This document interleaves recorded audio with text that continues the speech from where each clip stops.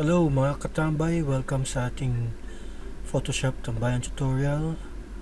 So ngayong araw na ito, isang maikling pagtuturo ang aking sasabihin sa inyo kung paano mag-install ng font at brushes sa Photoshop.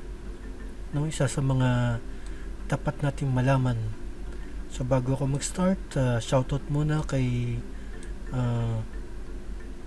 Brother Charles at kay Alvin, isa sa mga masugid nating taga-subaybay, at sila rin sinusubaybayan ko. So ngayon nga, break tayo sa ating topic, ang pag-install ng font at brushes. So meron akong pinupuntang site sa ating internet, no? Ito yung thefont.com. Dito sa thefont.com marami kayong makikita mga libre, mga font na libre. I-click nyo lang siya, download dyan. Tapos sa brushes naman meron tayong brushz.com. So punta kayo dyan, marami rin mga iba't ibang brushes na makikita nyo dyan na libre din, na download nyo lang. So paano siya i-install sa ating Photoshop?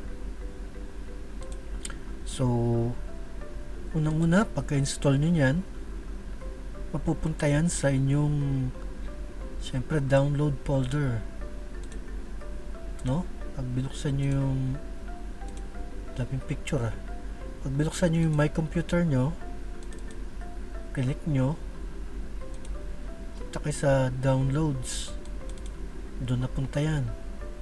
Kagaya nito, brush, naka-zip pa siya. So i-right click nyo, copy nyo, lagay nyo sa isang folder, gawa kayo ng folder na ang pangalan ay brush, or lagay nyo ng B para meron kayong reference kung saan nakalagay. Then paste nyo dyan, tapos right click nyo, extract here ang click nyo. So nag-extract na siya. So ito yung mga brush nyo, and brush. So ang gagawin nyo, balik kayo sa inyong Photoshop, punta kayo kay brush, open yung brush tool nyo yan, or press F5 para mag-open kung gusto nyo ng shortcut. Kasi hindi pa nagpapakita yung doon, itong settings, properties. So ito, dito mga katambay, kiklik nyo ito,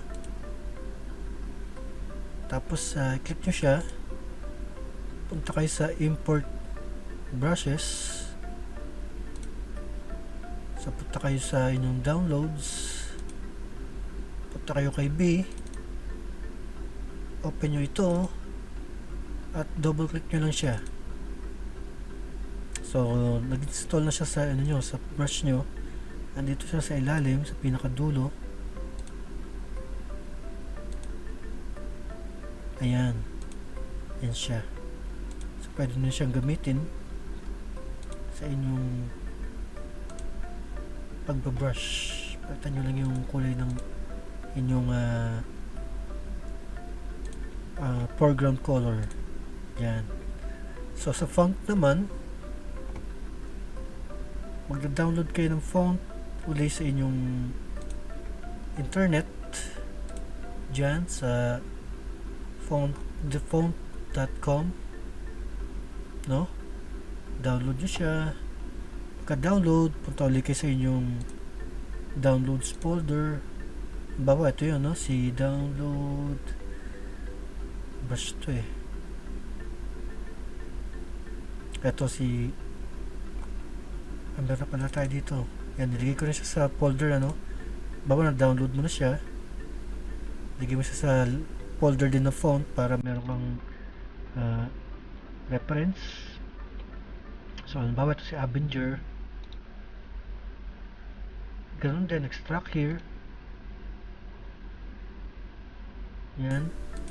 So, i-highlight mo siya lahat ng iyong mouse. Tapos i-right click mo. Then install. Yan. So, nag-install na siya.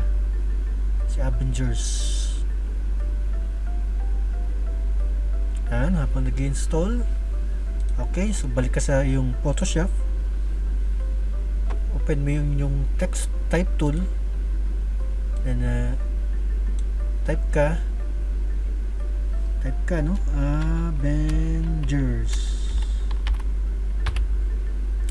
Highlight mo. Tapos hanapin mo rito si Avengers, no? Pwede mo na rin type yan, si Avengers. Andiyan na sa lahat. Iba-iba yun, eh. Iba-ibang style niya. Ganyan si Avengers. So, ganoon ang pag-install ng font at ng brushes sa ating computer. So, ika nga ni Brother Charles, iba na ang may alam. So, yun lang po mga katambay at hanggang sa muli. Bye-bye!